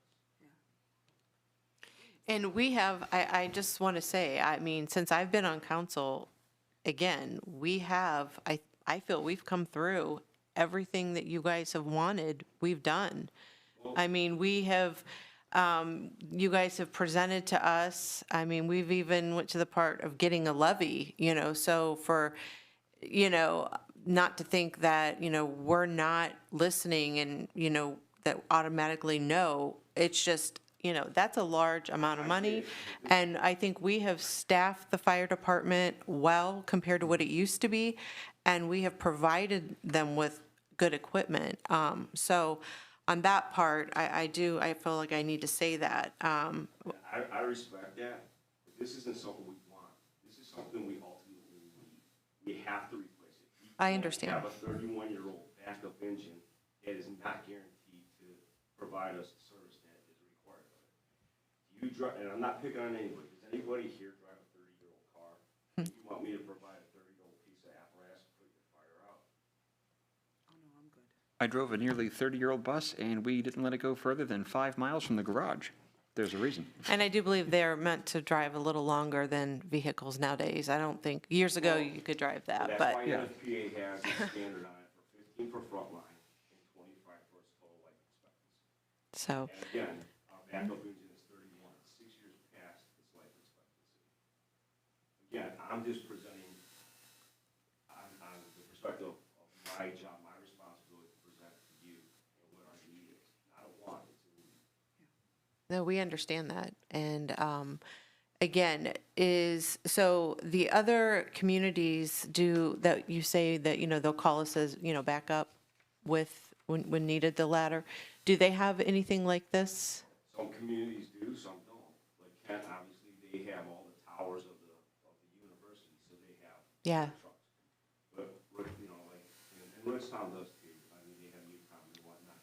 But Ravenna Township doesn't, Charlestown Community Service doesn't, Edinburgh doesn't. There's a lot of communities that we provide both ways, and we don't have a tanker truck. Even though our city has 100% hydrants, we have hydrants that are out of service, and we have areas that can't provide us the amount of water volume that we need if it's a commercial structure fire. Right. In '96, we had a fire on Hayesville. We cavitated our water system, and we had to bring in roughly 10 tankers to help supplement the water for that fire back in '96, even though we're 100% hydrogen. So one hand washes the other, I guess is what I'm saying. Yeah. We're trying to. Be proactive. No, I completely understand, and you've discussed it, with Tammy at length, and I guess the big question is if we can continue to put that 150,000, and this is not my expertise, this is more where I rely on Tammy, is if we keep putting that away, and that automatically, so at one point becomes our payment, does that make us feel a little bit more comfortable by entering into something? Because the longer we wait, the higher the price, and even if we keep putting that 150 away. You're still fighting inflation. Exactly, and we can't keep on with it. I spoke with the fire chief in Kent today. His budget just for apparatus is $450,000 a year in capital improvement alone, just for apparatus. And that's to replace squads, engines, aerials, command cars, whatnot, as they go. That is what the city of Kent banks every single year for apparatus. yeah, And we're nowhere close. well, we can't compare to that either. We can't compare financially to the city I'm of not Kent. saying that, but I'm just giving it in perspective for Right. what they're putting out for what they have, based on what their call line, which is almost double ours. We're not keeping up with. I also saw that they are going to work with Kent State on buying some, Penn new, State committed to $500,000 and a $2 million piece of equipment. right. Yeah, I saw that was in the paper. 25% of their calls Right. out to the university. Right, and that's We a don't have big, university no, to go back on. no. Ms. Lawrence, could you explain the leasing documents we see here? And I can't figure out what the difference is between options The- 1A, 2A, and I have 1 and not, 2. I have not read the details super close, but I was looking today. The first options, they have, the first option, 1A and 2A, were with us paying at the beginning of the build. And that's why there's a performance bond in there too. Well, they both have $300,000 down payment. They both have the down payment, but the first one, excuse me, the first page has 100% prepay. The second page has just a down payment and then an escrow account. I haven't talked to this company. I don't understand it. It's kind of like a generic worksheet that they kind of just presented based on when we went down there, we being DA and my officer corps, we went down there in February just to visit the plant and whatnot, and we kind of put things like out there of what our needs are. And they said, well, we could just build you a price list, and they gave us a worksheet. And then they said, well, we could throw out a couple different things of options of finance. They said, how much do you have right now? I said, 300,000. That's why they put the 300,000. But the 2 years that it takes to build, if we put more money down, all that figures that you have there are wrong. Yeah, these are just, Adjustable. I would, yeah, I would Well, want it to look would at not- other financing options and The talk price to. of the truck does not change, once you Right. sign the lot. Yeah. And we may have other borrowing options. Yes, absolutely. But do you This think, was just a black and white thing to give you Just a for do ballpark. you think that we would hit a mark where we would, I mean, we talk about 10 years and it's still not the 150 a year, it's closer to 200. So I mean, we're talking Yeah. about more I didn't- investment than the 150 a Right. year. I didn't want to get too much into the financing and get too much information before council was aware it was going on and see what the reaction was. Tammy felt it was important for council to hear everything and ultimately decide, you know, where we were with everything. But mean, I it's- just put out some feelers to get a little bit more of information on finance rates while we were sitting here tonight.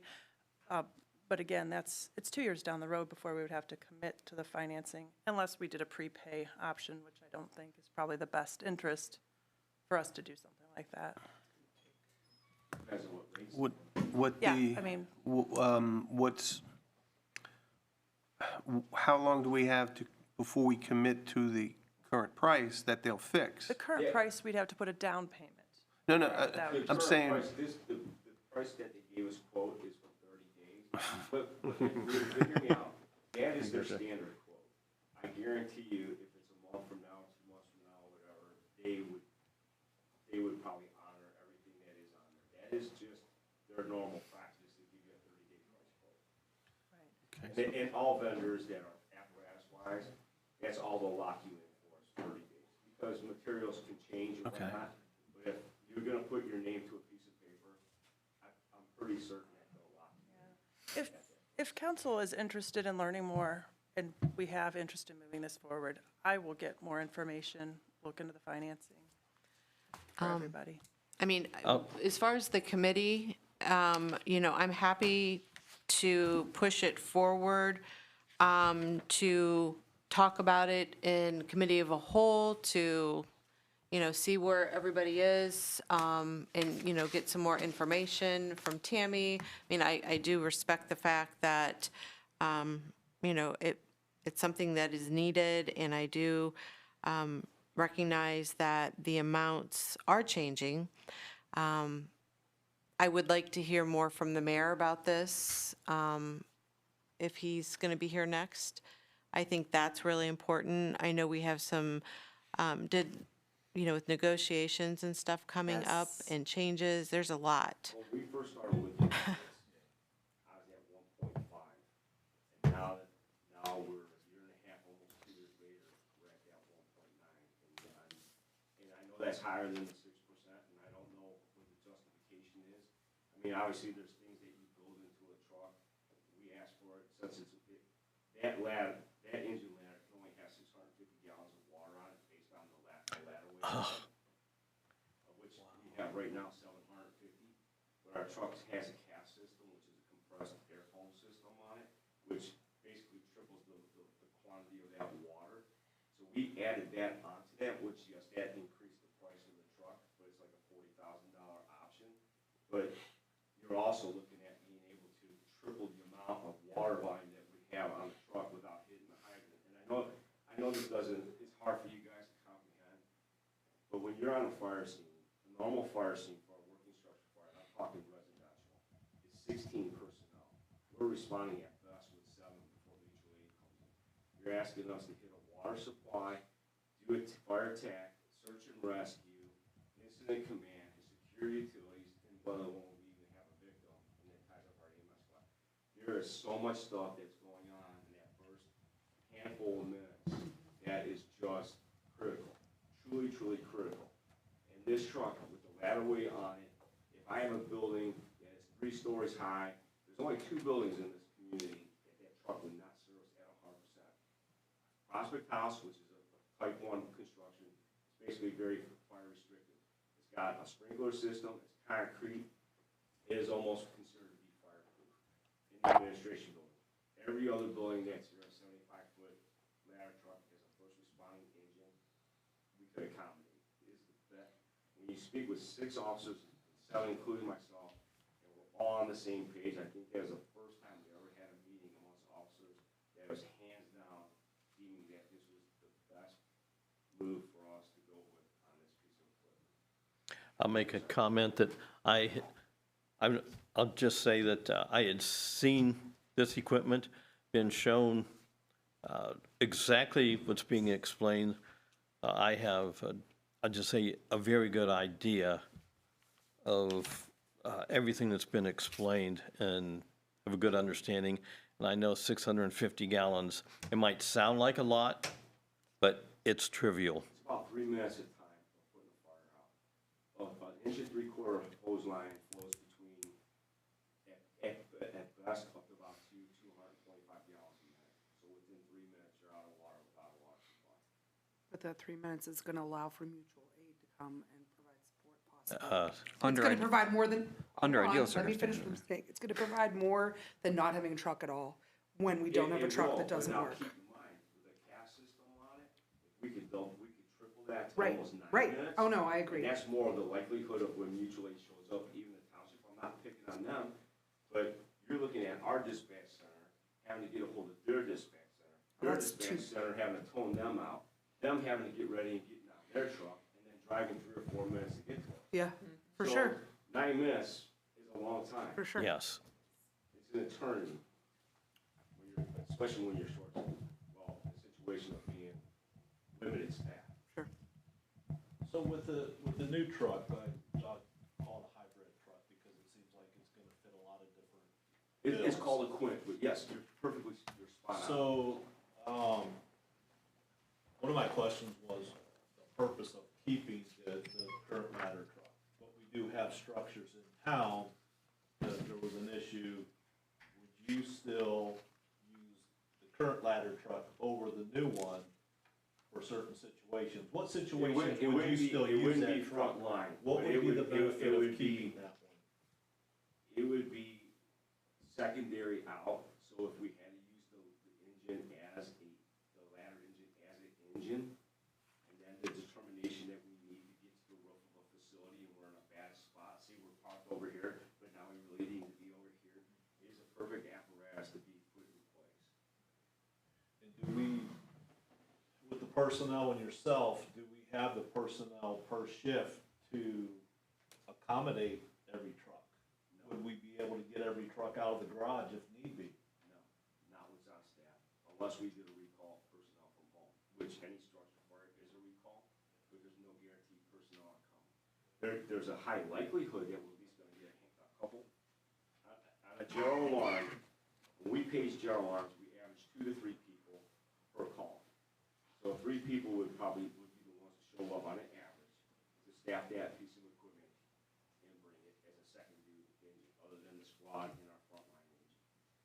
And that's why I'm saying that the point that we're looking at already has a ladder on it. So if we had to do a rescue procedure, which is our primary job, if somebody was hanging from a window to get to it, that ladderway is already on that truck. We don't have to throw ground ladders and try to carry a 24-foot or 35-foot ladder with 2 people and trying to set it up. It's the best of all worlds, to be honest with you. I definitely see the benefit, but I It also comes with see a all tag. the, It comes with a price it tag. comes with a tag, and we have some critical structures that, also need some work. So I think it needs to be part of a conversation. We need to figure out how to do it. We need to figure out the timing.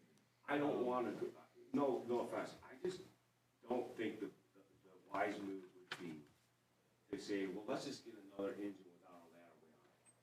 You're gonna save about $500,000, don't get me wrong, but you're gonna be in the same predicament that you are now. You have another engine that's not going to facilitate all your needs right off the bat. You have a rescue, a ladder, and an engine, all in one truck. We should have done this, in my opinion, 25 years ago. I'm not faulting the chief that was in charge at that time, but for how we are staffed, that would have been the most wisest call. Yeah, and I don't think anybody here is questioning the importance of this vehicle. I mean, if we can get it today, go out and pay cash for it, it'd be here. But there are other capital projects, and the same thing with the engine. If we put these other projects off another year, another 6 months, 2 years, we're getting hit with inflation on those projects as well. So I think we gotta look at everything as a whole and prioritize and make some decisions. I understand.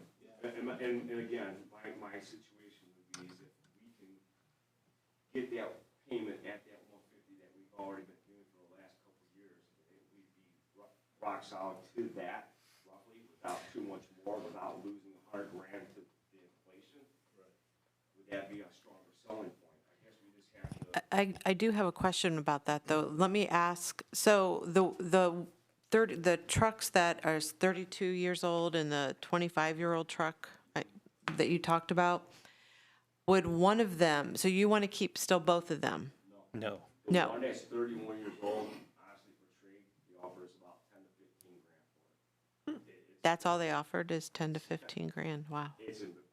I mean, it could get historic plates under Ohio law. Honestly, that truck would probably retire and become somebody's collector's piece, a retired firefighter's collector's piece. So would it be worth, though, to trade it in for that amount? The time, yeah. If it's Or not, sell it outright, if you go to auction, it might pull a little bit more money in auction. okay. I just wondered as far as, and Like helping finance it, right? yeah, I'm thinking of that, and then the upkeep too, if something happened with that as well. And then the storage of them all, what are you gonna do? Garage space is crucial. That's why we're trying to get a new safety center. I understand. I do. Yeah. So, yes, and hopefully within the couple years that it takes to build that, maybe our situation with the safety center is different. I don't know.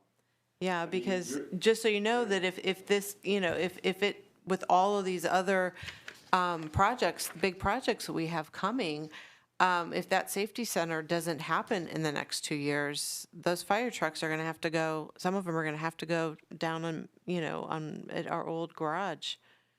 So that's a likely possibility.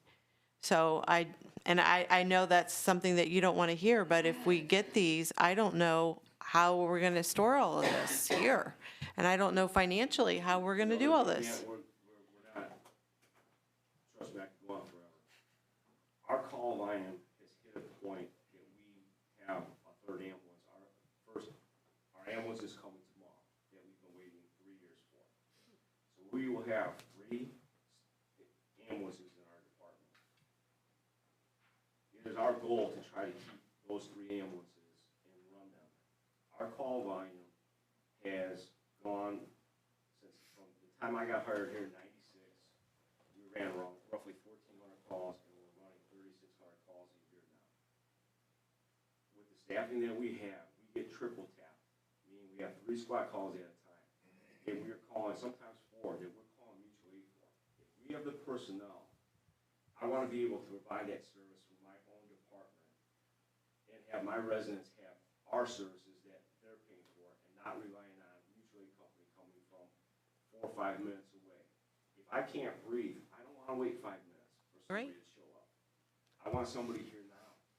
So we've been trying to rearrange everything we can inside our house. And yes, garage space is critical. We fight every day about what's our best lineup of how we're gonna do stuff. And right now, we kind of restructure some things where we have room for 3 squads. We have the pickup truck, which is our command vehicle, the ladder, and our engine. If we get another engine, even though the ladder is not deemed to be an engine, it's in better shape and better condition to serve us as a backup engine than the backup engine we have. So that is down at the street garage. So if our engine was to go mutual aid or tied up on another call, personnel would have to go down there and bring it back because we just don't have the floor space for it. Right.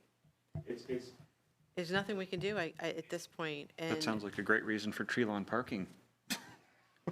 yeah, Let's it's real. just, yeah, it's not an easy fix, unfortunately. And I know you've tried and you've made a lot of efforts in changing and doing everything that you've done since you've come on. You've done a good job. the way that our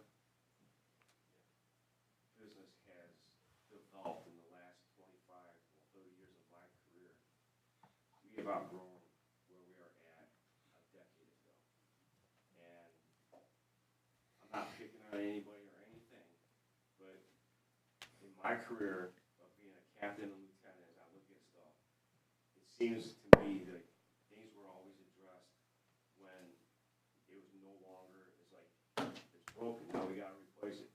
We never looked at something to try to be proactive and put away for it or develop on it.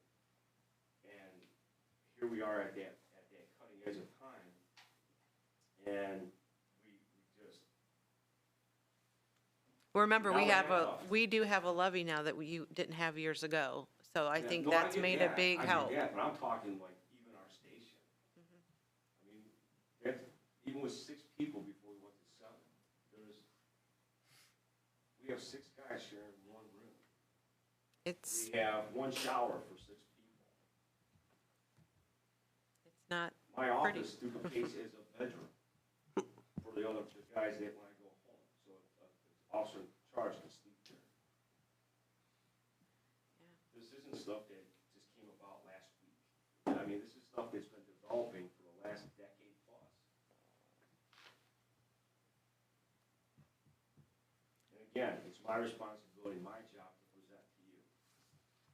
And I will help do everything we can to facilitate the funding or buying it. That is our job together collectively, and I'll do whatever we have to do it. But I would not be doing my job not to present. Absolutely. I was 20 years younger.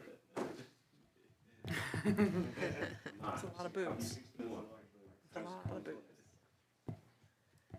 Any other, anybody, more questions on this? We've talked quite a bit about it and put Chief on a show there, so. I'm just grateful that he went to the trouble to do some of this earlier due diligence rather than, oh no, the truck broke. So thank you for giving us this in advance, and this is going to give us more time to help make funding happen for this. So appreciate your time and diligence. Absolutely. So does this committee want to move it forward for further discussion at committee as a whole? I think it's worth moving for at least this, for the strategic component of it. Try and help find where Yeah, we I'm can put it. okay. I would like input from the administration Yes. on this as well. And how it's prioritized in their eyes. And I'll talk with the mayor prior to the meeting as well, so that he's prepared. I Okay, have a little bit, but yeah. Okay, I'll move this forward for further discussion at committee as a whole. Any other discussion topics? Any management updates? Jake, how's everything going? Good? Good. Thanks for coming. All right, I will adjourn at 8 o'clock. Thank you.